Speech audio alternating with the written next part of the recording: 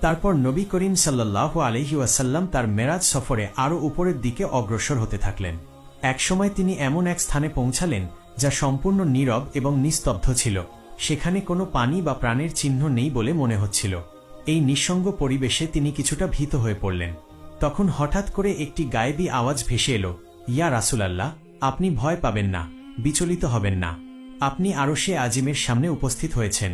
আপনার প্রভু আল্লাহ রব্বুল আলামিন আপনার সম্মুখেই রয়েছেন। আপনি যা কিছু হাদিয়া দিতে চান তা পেশ করুন।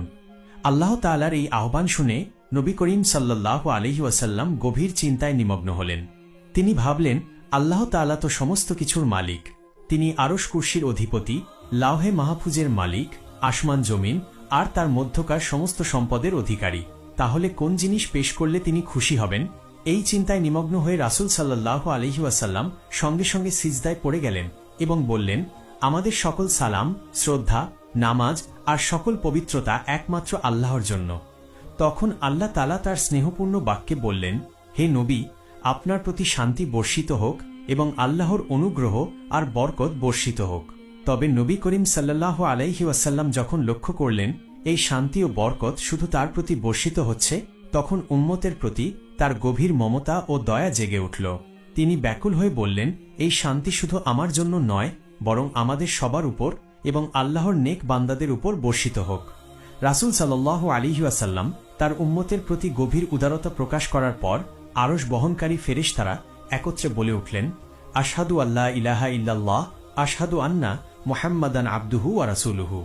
আল্লাহ তাআলা তার হাবিবের এই মহিমান্বিত মেরাজের ঘটনাকে স্মরণীয় করে রাখতে কিয়ামত পর্যন্ত সকল উম্মতের উপর নামাজে এই তাশাহুদ পাঠ করাকে ওয়াজিব করে দিয়েছেন। এরপর আল্লাহ তাআলা রাসূল সাল্লাল্লাহু আলাইহি ওয়াসাল্লামকে তার উম্মতের জন্য বিশেষভাবে 3টি মূল্যবান হাদিয়া প্রদান করলেন। প্রথমটি হল 50 ওয়াক্ত নামাজ, দ্বিতীয় হল সূরা বাকারার শেষ 2 আয়াত, তৃতীয়টি হল মুশরিক ব্যতীত অন্যান্য পাপীদের জন্য ক্ষমার ঘোষণা। এই হাদিয়া নিয়ে রাসূল সাল্লাল্লাহু আলাইহি ওয়াসাল্লাম দুনিয়ার উদ্দেশ্যে ফিরে আসতে থাকলেন। সপ্তম আকাশে হযরত ইব্রাহিম আলাইহিসসালামের সঙ্গে তার সাক্ষাৎ হল। তবে ইব্রাহিম আলাইহিসসালাম কোনো কথাই বললেন না। এরপর ষষ্ঠ আকাশে পৌঁছালে হযরত মুসা আলাইহিসসালামের সঙ্গে তার দেখা হল। মুসা আলাইহিসসালাম জানতে চাইলেন, ইয়া রাসূলুল্লাহ, আপনার উম্মতের জন্য কি হাদিয়া নিয়ে এসেছেন?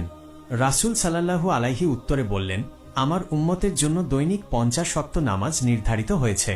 তখন মুসা আলাইহিসসালাম বললেন, ইয়া রাসূলুল্লাহ, আপনি আপনার রবের কাছে ফিরে যান এবং এই নামাজের সংখ্যা কমানোর জন্য অনুরোধ করুন। আপনার উম্মত এই দায়িত্ব পালন করতে পারবেন না। আমি বনী ইসরাইলকেও খুব পরীক্ষা করেছি এবং তাদের দুর্বলতা দেখেছি। আপনার উম্মতও দুর্বল হবে। তারা এত